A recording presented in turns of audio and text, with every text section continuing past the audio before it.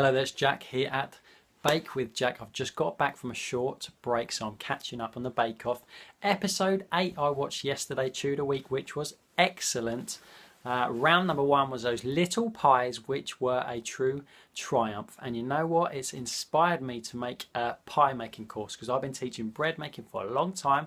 I've just released a pastry tarts making masterclass, a choux pastry masterclass, and a Christmas baking course as well that I'm really pleased with. And what would be really cool to add to the roster is a nice pie making course that I think I'm going to get onto next. That's next on my agenda. Anyway, pies were excellent. Andrew made these little cog pies. I don't know if you saw it. You must have seen it. You must have seen it. Cog pies that Andrew made. He made a little cog pie rotation device that rotated all the pies. It looked like a big pie machine, and it was amazing. It was amazing. Well done, Andrew. I think sometimes, when you're writing recipe, when I'm writing recipes, or when I'm doing something, or in fact anything in life that requires a bit of creativity and a bit of something to create something really cool, I think at times some people really go the extra mile and have a think about it and think, what can they do to make it exceptional, and come back and absolutely break all the boundaries. And I think that's what Andrew did this week with that one. Candice did it as well. She made 2 different pies and 2 different fillings and 2 different pastries, effectively doubling the workload of everyone else, and she pulled it off. You did pull it off, Candice, well done.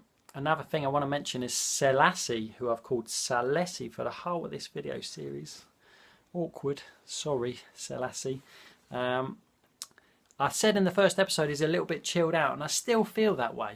I think he's a bit chilled out, and I'm quite relaxed in the kitchen. That's fine, I mentioned that before, but he's a little bit too chilled out for me. And in the beginning he was nailing everything, it wasn't an issue, but now he's not quite nailing stuff and he's still chilled out, and it worries me a little bit in the coming weeks if he gets through. No spoilers yet.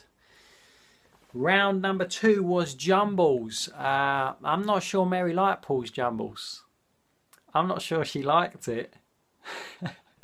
She tried his Jumbles, and I don't think she made a little comment about spices and a little comment about crunch on the outside, soft in the middle. I don't think her heart was in the Jumbles. Last week she was eating that margarine. She was all over, and I made a point about it last week about how delicious she thought it was, and I think she could probably eat off half of one of those margarines without even thinking about it too much, in a very ladylike manner, of course. But I don't think she's into those Jumbles. If you got that little bit recorded, go back, rewind it, have a look at it. Rewind it? What are we in 1993? Go and have a look at it online.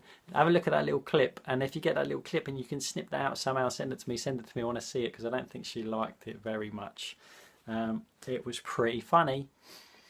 And Andrew, well done for getting your ruler out. It's a very clever thing to do. However, whoever wrote the recipe and drew the little picture of a knot, I don't think they entirely took scaled proportions into that entirely.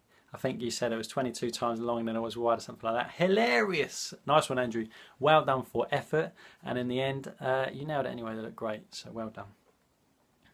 I think in this round, the technical, is it technical? I think it's a technical round. I think that's a little bit tricky, and this week what upset me a little touch was that everyone was getting a bit stressed out, and I think Jane was a bit on edge this week, and I don't like to see that. I don't like to see people get stressed out like that, but I think in that environment, under the pressure, I can imagine that when you've got such a sort of vague, I suppose, recipe that you've never seen, especially if you've never seen it before, it's quite easy to get stressed out and worry too much about it and start doubting yourself and doubting whether you've done this right or that right, and worrying. And it's a real shame that at this point, I get it, it's the pressure, and I completely understand. And I'm sure, I'm talking like I've been on it, but I haven't. I'm sure it's much more difficult when you're on there than when you watch it on the TV, I'm sure.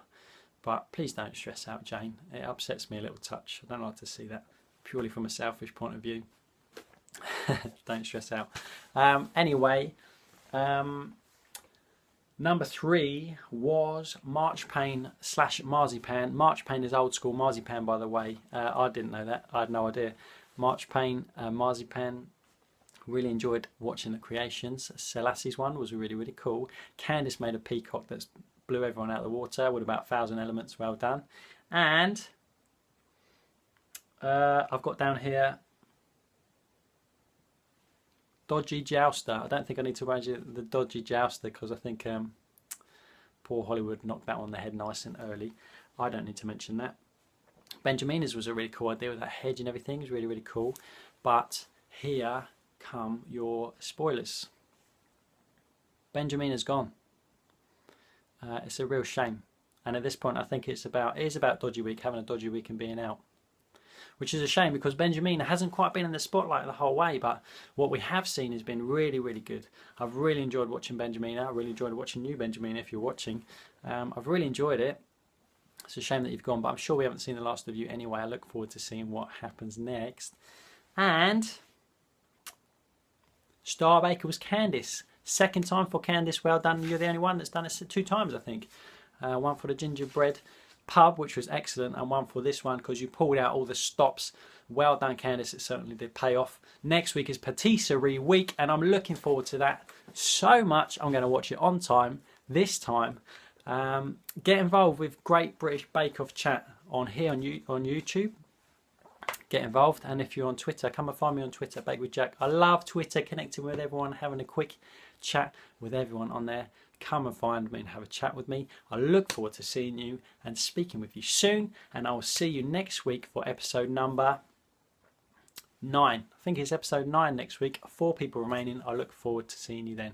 Bye bye.